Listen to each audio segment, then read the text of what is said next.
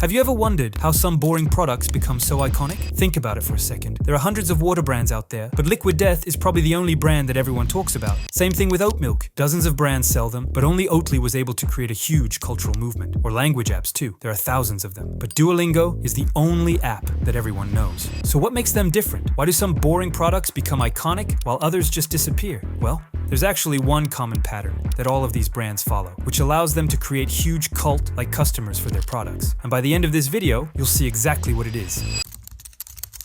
Let's start with Liquid Death. Now chances are you've probably seen it. They're this famous water brand with the skull logo on their can. Now even though they just launched in 2019, they're valued over $1.4 billion today. But their product? It's just plain water in a can. Now the question is, how the fuck did they make water this interesting? To know that, we have to dig a bit into their past. See, before Liquid Death entered the market, every water brand looked exactly the same. They all had blue bottles, mountain imagery, used words like pure, refreshing, natural. All of them had zero personality and zero reason to care. Now we don't blame them, because to be honest, their entire category is pretty boring. The founder of Liquid Death, Mike Cesario, knew that they couldn't afford to be just another water brand. And so, he decided to do something wildly different. They picked a villain, and no, they weren't other water brands or plastic bottles. It was boring hydration, because their villain weren't the other water brands. It was their sameness, their lifelessness, and their predictability. And here's how they attacked it. Instead of choosing a plastic bottle like every other brand, they used a tallboy can, which looked like a beer.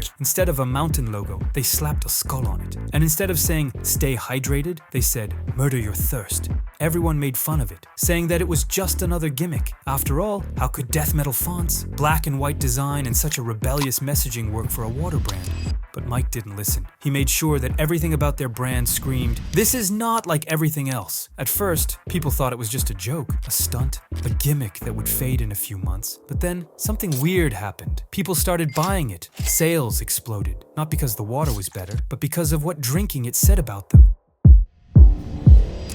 Here's what actually made it work. They didn't sell water. They sold the kind of person who drinks it. They positioned it not just as a product, but as a symbol of rebellion and a desire to stand out from the crowd. People even said that holding a can of Liquid Death felt cooler than holding a can of beer at a concert. It became a way to signal personality through something as boring as hydration. And that's why, 5 years later, they're valued at $1.4 billion today. Not because the water was better, it wasn't, but because they gave people something to stand against and something to stand for.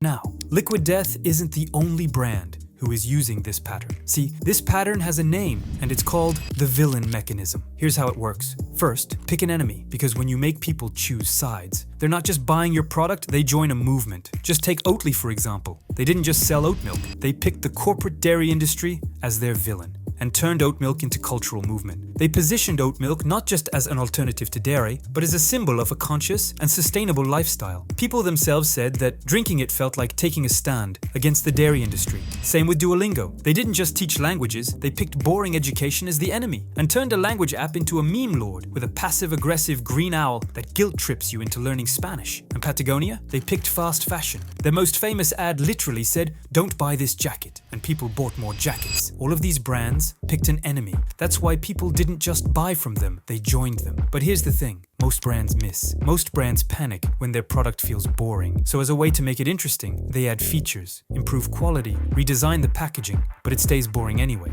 Because the real problem isn't the product, it's that they refuse to pick a villain. Because when you don't pick a villain, you stand for nothing. So if your product feels boring, it's not because it lacks features, it's because you're too scared to make someone hate it.